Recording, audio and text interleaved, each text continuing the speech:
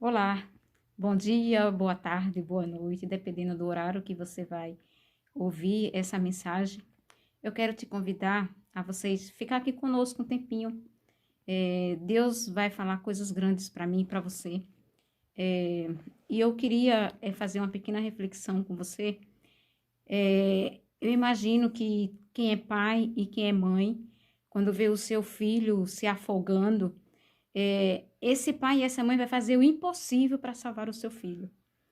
É certo que tem pais que matam, mães que matam os filhos, como tem filhos que também matam seus pais, que é o que nós vemos no mundo que pelo qual nós vivemos, que tudo indica que é a volta de Cristo Jesus. Jesus está próximo a voltar. Veja só, Deus, ele é o nosso Pai. E Deus, ele está vendo que o mundo, as nações estão morrendo, estão se afogando, estão próprios se destruindo. E por isso Deus, ele fez e faz o impossível para nos salvar. Até o último minuto da nossa vida, Cristo faz tudo para nos salvar. E por isso, querido, eu quero te convidar a ficar aí esse tempinho. Nós vamos estudar um pouco a palavra de Deus e eu tenho certeza que Deus vai falar no seu coração. E antes de iniciarmos a palavra de Deus, é sempre importante termos uma oração. E eu quero convidar neste momento você a fechar os seus olhos e orarmos ao nosso Deus. Ó Deus eterno, todo-poderoso, a tua palavra está aberta. Por favor, que o Espírito de Deus dirija esse momento e que tudo que for falado aqui, Senhor Deus, através da tua palavra, possa, Senhor Deus, vir como bálsamo aos nossos corações e ao coração de todos aqueles que estão ouvindo neste momento, que possa ir como bênção para as suas vidas, em nome de Jesus. Amém. Querido, eu quero te convidar a abrir a palavra de Deus no livro de Êxodo, no capítulo 8, e nós vamos ler do verso 22 até o verso 27, que diz assim: Naquele dia separarei a terra de Gósen, em que habita o meu povo, para que nela não haja enxame de mosca, e sabais que eu sou o Senhor no meio desta terra. O verso 23, farei distinção entre o meu povo e o teu povo, amanhã se dará este sinal. Queridos, aqui essa leitura está num contexto de que Deus mandou Moisés libertar o povo da escravidão do Egito. Faraó, com seu coração duro, ele não quis libertar o povo. Então Deus, mandou as 10 pragas para que o povo de Deus fosse liberto. Então, devido a tudo isso que iria acontecer, que estava acontecendo nessa época, nesse período, Deus, ele separou o seu povo, para que o seu povo não fosse atingido pelas pragas. Então, eu vejo aqui que sempre será o desejo de Deus que o seu povo seja separado, seja diferente, para que o povo não sofra, para que o povo não passe pela sofrimento que os ímpios passarão. E sempre foi, sempre será, e vai ser até a volta de Cristo Jesus. Aí o verso 25, o verso 24 diz assim: Assim fez o Senhor, e vieram grandes enxames de moscas à casa de Faraó e à casa dos seus oficiais, e sobre toda a terra do Egito, e a terra ficou arruinada com este enxame. Vocês entenderam? Então Deus separou seu povo já estava protegido, mas a casa de Faraó, com os seus oficiais e todo aquele povo que adorava vários deuses, não tinha o Deus do céu, o Deus vivo. Então, tudo ficou arruinado, destruído. Aí veja o verso 25. Chamou Faraó a Moisés e Arão e disse: Ide e ofereceis sacrifício ao vosso Deus nesta terra. Então, quando o Faraó percebeu que tudo estava sendo destruído, tudo tinha sido destruído, ele chamou Moisés. Moisés era o profeta, o sacerdote de Deus, como Arão também era o sacerdote. Então chamou ele e disse: Olha, tudo bem, tudo está destruído, então pega o teu povo, povo de Deus, e adora ele aqui neste lugar, nesta terra. Imagina a cena, sabe? Eu tomei para minha vida e eu vejo que o inimigo, ele faz isso hoje. Sabe o que ele diz? Ele diz assim, ó, tudo bem, você pode ir para a igreja, mas não precisa vamos se dizer, guardar os mandamentos, porque os mandamentos foi abolido. Não precisa você fazer nada, simplesmente vá para a igreja. Mas veja o que Moisés respondeu para Faraó no verso 26. Respondeu Moisés: não convém que façamos assim, porque oferecíamos ao Senhor nosso Deus sacrifício abomináveis aos egípcios. Eis que se oferecemos tais sacrifício perante os seus olhos, não nos apredejariam eles? Vocês entendem? Ou seja, Moisés foi muito sábio em chamar Faraó e falar para ele que não era daquela forma. Teria que ser da forma que Deus, que Deus orientou. Imagina a cena, vamos se dizer, na sua cidade tem um grande evento, sabe, bebedeira, prostituição, música de vários tipos de cantores, e de repente no meio deste evento, parece uma pessoa, uma serva de Deus, e vai cantar um louvor espiritual. Imagina a cena. Provavelmente as pessoas vão ficar criticando e falando mal. Porque eu vejo assim, quem sai de casa para uma festa, quem está no meio da idolatria, ela saiu lá nesse propósito. Ela não quer ouvir outra coisa. Vocês entendem? Então, ou seja, ia ser uma abominação aos olhos de Deus. Não ia ser uma adoração conforme Deus pediu. Porque o santo e o profano não pode ser misturado. Vocês entendem? E olha só o que Moisés falou. No verso 27, temos de ir caminho de 3 dias ao deserto e oferecemos sacrifício ao Senhor nosso Deus, como ele nos disse. Tem que ser como Deus disse e não como o homem disse. Então, ou seja, por que teria que ir para o deserto? Se você for observar, Moisés, ele foi educado, instruído para ser o príncipe do Egito. Mas Deus permitiu que uma tragédia acontecesse e Moisés foi levado para o deserto. O deserto, todos nós sabemos que é um lugar escassez, um lugar que não tem nada. Então, foi no deserto que Moisés ouviu a voz de Deus. Foi no deserto que Moisés se preparou para uma grande batalha. Então, querido, quando Moisés estava forte, que ele tinha ouvido a voz de Deus, Deus tinha preparado ele, então Deus mandou ele de volta para o Egito, para que ele libertasse o povo do Egito e levasse o povo para o deserto, para que o povo também adorasse a Deus lá e ouvisse a voz de Deus.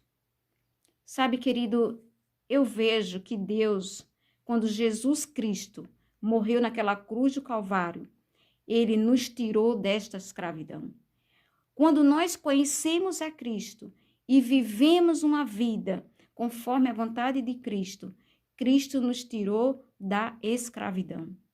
E aí, uma vez que ele nos tirou da escravidão, o desejo de Deus é que nós viva neste mundo para tirar outras pessoas da escravidão.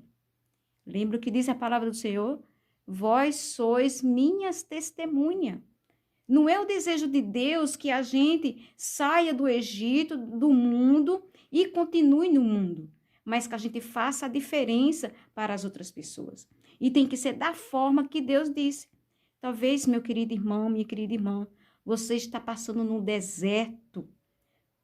Talvez você está passando por um momento difícil da sua vida. É nesse deserto que Deus quer falar com você. É nesse deserto que Deus quer te mostrar coisas grandes para você e para a sua família. Quero te convidar a abrir lá em Provérbios, no capítulo 14, o verso 12, que é um conhecido de muita gente, que diz assim: há caminho que ao homem parece direito, mas ao cabo dá em caminho de morte. Vocês entendem? Tem caminho que a gente acha que é certo para a gente, mas que o fim dele é a morte. Por exemplo, todos os caminhos nos levam para nossa casa? Claro que não. Tem o caminho certo para nos levar para a nossa casa. Para o céu é a mesma coisa. Não é todos os caminhos que nos levam para o céu. A Jesus diz, eu sou o caminho, a verdade e a vida.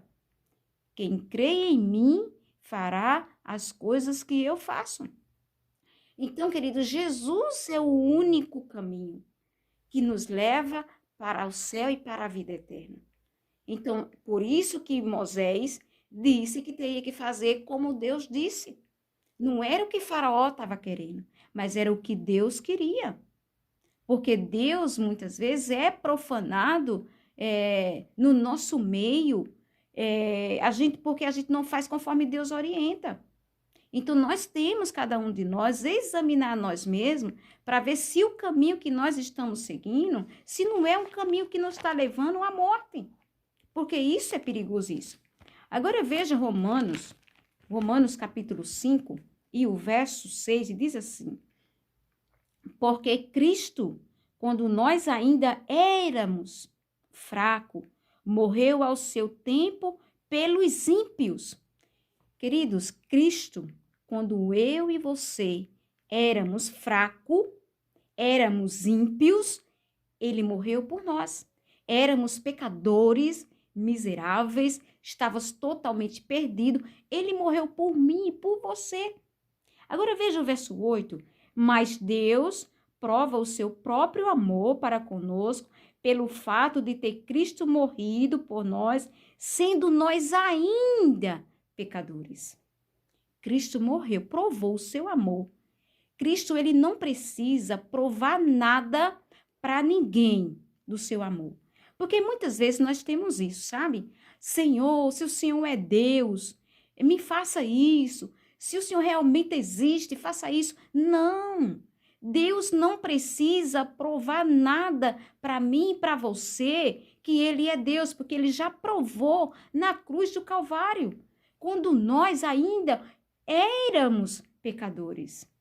Queridos, sabe, esse éramos, a Bíblia diz, todos pecaram, está no passado. Todos pecaram e carecem da glória de Deus. Por isso que nós necessitamos de estarmos na presença de Deus.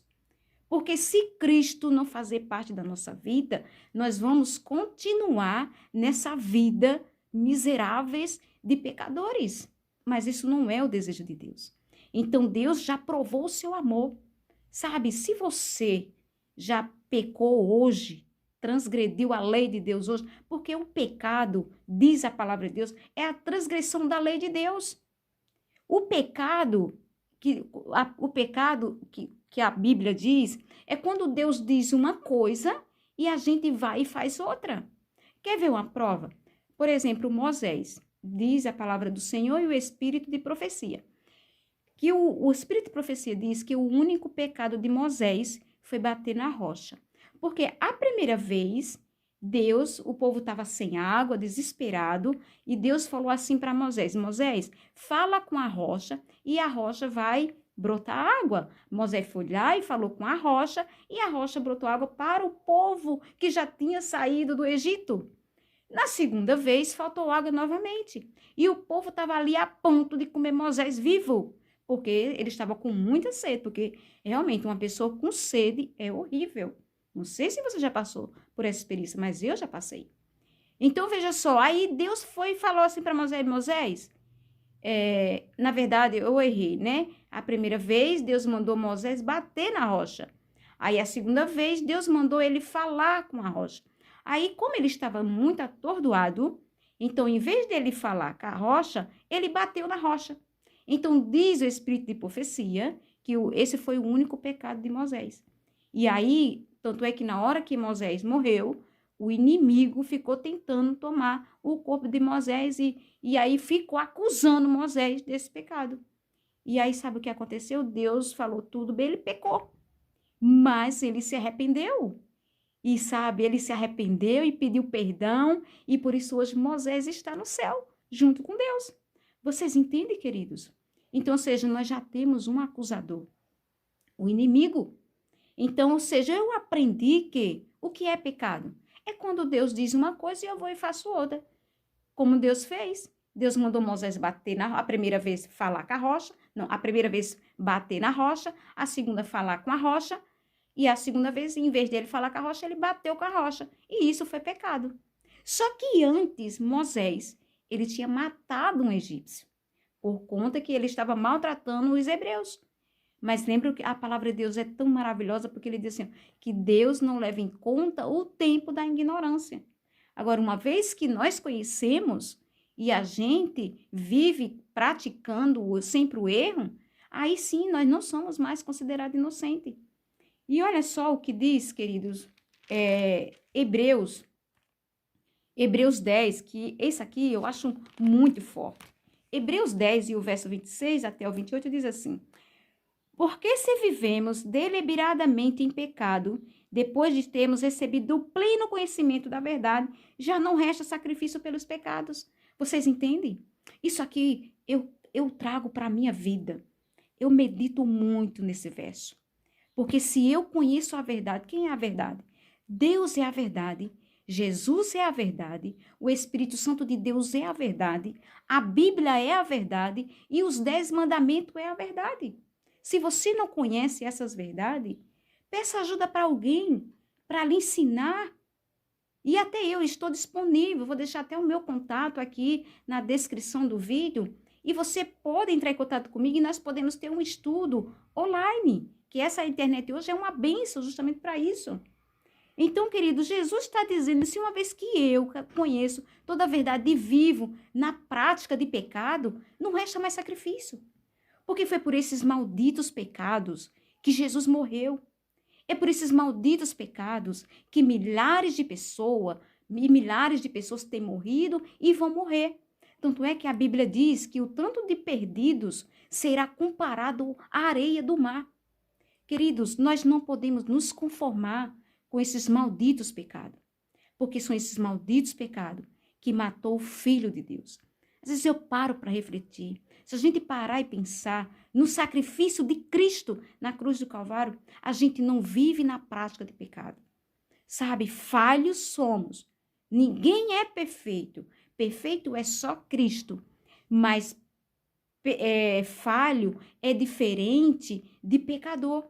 Se você for pesquisar a palavra pecador, é uma pessoa que vive na prática de pecado. Por exemplo, uma pessoa que adultera é pecado. Ela está maltratando o corpo e maltratando a sua família e maltratando a Deus, então é pecado. Então, se eu conheço a verdade e continuo na prática do adultério, eu estou sendo uma pecadora. E isso não é o desejo de Deus. E tudo mais. Então, o desejo de Deus é que a gente abandone os pecados. E aí, querido, isso é algo que não está sendo muito falado. E às vezes nós nos conformamos com com essa vida. E nós não podemos. E o verso 27 diz assim, ó, pelo contrário, veja o que resta para uma pessoa que conheceu a Deus e ainda continua na vida, na prática de pecado. Veja o que acontece. Só resta expectação horrível de juízo e fogo vingador, prestes a consumir os adversários. Sem misericórdia, morre pelo depoimento de 2 ou 3 testemunhas. Quem tiver rejeitado a lei de Moisés. Vocês entendem o que vai acontecer comigo? E que conheço um pouco da verdade. Se eu conheço e eu continuo vivendo na prática de pecado, viu o que vai acontecer? Só resta, querido, destruição. Porque o salário do pecado é a morte. Jesus já pagou esse preço. Então a salvação está garantida para mim e para você. É de graça. Nós não precisamos pagar nada. A única coisa que precisamos fazer é amar a Jesus acima de todos os nossos desejos. Amar o Criador, porque Ele nos deu a vida. Sabe? É isso que Deus quer de nós. Porque se a gente amar esse mundo, amar o pecado e viver na prática de pecado, nós vamos pagar esse preço altíssimo. Porque é isso que diz a Bíblia.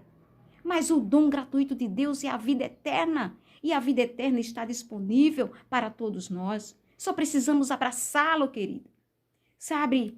E aqui quando fala entre 2, 3 testemunhas, sabe? Eu acredito que as testemunhas, sabe quem é? É a palavra de Deus. o Velho Testamento, o Novo Testamento, o espírito de profecia, porque a palavra do Senhor de Deus, a palavra de Deus diz assim, ó, crê no Senhor Jesus, estarás seguro. Crê nos teus profetas e prosperareis.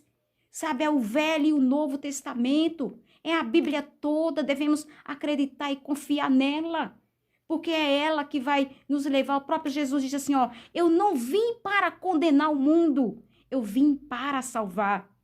Mas é a palavra de Deus que vai dar a sentença final. É o que está escrito que vai dar a sentença final. Se eu vou estar absolvida ou se eu vou estar condenada. Só depende de mim e de você. Você entende? E olha o que diz lá em João, queridos. Jesus curou um paralítico ali. E olha o verso 14, o que diz? De João 5 e 14. Mais tarde, Jesus o encontrou no templo e lhe disse, olha, que já estás curado. E olha o que Jesus fala para ele, não peques mais, para que não te suceda coisas pior. Essa foi a palavra de Jesus. Lembra quando ele curou, quando ele perdoou a mulher adúltera, que todo mundo queria apedrejar ela, condenar ela? E Jesus disse, mulher, cadê os teus... Que Jesus disse assim, aquele que não tenha pecado, que atira a primeira pedra, porque todos ali estavam em pecado. E ninguém atirou a pedra. E aí Jesus olhou, não tinha ninguém. Jesus disse, mulher, cadê os teus acusadores? Ela disse, não tem, Senhor. E Jesus foi e falou para ela, então vá e não peques mais. Essa é a palavra de Jesus. Querido, se o sangue de Cristo não é capaz de mover a imundícia que está dentro de mim e de você, não resta mais sacrifício. É o que diz a palavra do Senhor. Vocês entendem? Então nós precisamos levar a sério esse assunto, que parece que estamos dormindo, estamos acomodados, temos prazer em dizer, falamos 1000 palavras lindas sobre Jesus, mas aí no final afirmamos que somos pecadores miseráveis. Temos que tirar isso dos nossos lábios, queridos. Temos que tirar, porque isso é uma maldição. E de uma certa maneira estamos dando ousadia para que o inimigo não nos deixe em paz. Sabe, Cristo está disposto a nos amar, a nos perdoar, sabe, purificar o nosso ser. Lembra? Em Cristo somos novas criaturas. Uma vez que a gente se entregou a Cristo no batismo, o batismo de Jesus, sabe? O batismo de Jesus é para sermos nova criatura. Não é para vivermos como a gente vivia antes. É para testemunharmos de Cristo. Dar um bom testemunho, um bom exemplo, para que outras pessoas que estão em trevas possam também ver a luz, possam reconhecer Jesus, possam ver Jesus. Querido, eu garanto para você, se eu e você vivermos na luz, como Ele está na luz, nós vamos ser diferentes. Vamos ser pessoas felizes, mesmo diante das dificuldades, mesmo diante das tribulações, nós vamos ter paz de espírito e com a certeza de que Jesus vai voltar e vai nos buscar para a eternidade. Aqui tem uma citação de uma serva do Senhor, conselho para a igreja. Lindo, lembre-se que todos nós somos uma igreja. Agora cabe a nós ser a igreja verdadeira ou a igreja falsa. A igreja verdadeira é aquela que segue os mandamentos de Deus, a vontade de Deus, diz a palavra do Senhor. Aqueles que me amam guardam os meus mandamentos. Olha o que ela diz aqui, ó. Foi-me mostrado que se o povo de Deus não fizer esforço de sua parte, mas esperar apenas que sobre ele venha o refrigério, para deles removerem os defeitos de caráter, os maus pensamentos, se ficar esperando que o Espírito Santo de Deus desça para fazer isso, isso não vai acontecer. Diz a serva do Senhor, se nisso confiarem para seres purificados da imundícia da carne e do espírito, diz ela que vai ser achado em falta. Mas olha o que diz aqui, olha. Serão achados em falta. O refrigério ou o poder de Deus só atingirá os que se houverem para ele preparado, fazendo o trabalho que Deus ordena, isto é, purificando-se de toda a imundícia da carne e do espírito, aperfeiçoando-se a santificação no temor de Deus. Vocês entendem? Esse é o desejo de Deus. Jesus vai voltar. Ele está voltando. Tudo está caminhando para o tempo do fim. E o desejo de Deus, feliz daquele que Deus achar, que ele chegar e a gente tiver preparado com o coração puro, nos purificando de toda a imundícia. Sabe, querido, tem 2 motivos grandes para a gente não viver na prática de pecado. Primeiro, eu não sei quando eu vou morrer. Eu estou falando aqui para você agora, mas daqui a 1 minuto, Jesus pode levar o meu fôlego de vida. E se eu estiver na prática de pecado e com o meu coração contaminado, cheio de raiva, de ódio dos irmãos, sabe, praticando mal, querido, eu já vou ter certeza da minha sentença. Mas se eu estiver pronta, com meu coração puro, levando a mensagem, sabe, salvando vidas, através do meu exemplo, do meu testemunho e da pregação do evangelho, eu já estou com a minha salvação garantida. Esse é o desejo de Deus. E o segundo ponto, a gente não sabe o dia e a hora que Jesus vai vir. E a gente não vai conseguir se preparar em cima da hora. Não vai, ninguém consegue se preparar. Imagina, você vai fazer uma grande viagem, você se prepara em cima da hora, você compra passagem em cima da hora, você arruma sua mala em cima da hora. Ninguém consegue. Por isso que tem que ter a preparação. É hoje, agora. Hoje é o dia da salvação. Hoje é o dia da libertação. Hoje é o dia da purificação. Então, queridos, em nome de Jesus, por favor, que eu e você possamos nos entregar a Cristo Jesus. Lembre-se, sem mim nada podeis fazer, diz a palavra do Senhor.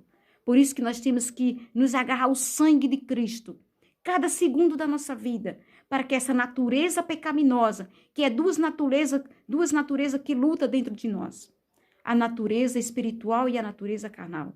E por isso que nós necessitamos do sangue de Cristo 24 horas dentro de nós. E nós temos que buscar para que o poder de Deus possa destruir todas as hostes malignas que há dentro de nós. Diz a palavra do Senhor, tudo posso naquele que me fortalece. Tudo, quando diz tudo, é tudo, querido. Inclusive vencer esses malditos pecados. Que Deus te abençoe, querido. Que essa mensagem faça a diferença na sua vida, hoje e sempre. Porque ela tem feito a diferença na minha vida. Em nome de Jesus, que Deus te abençoe. Amém.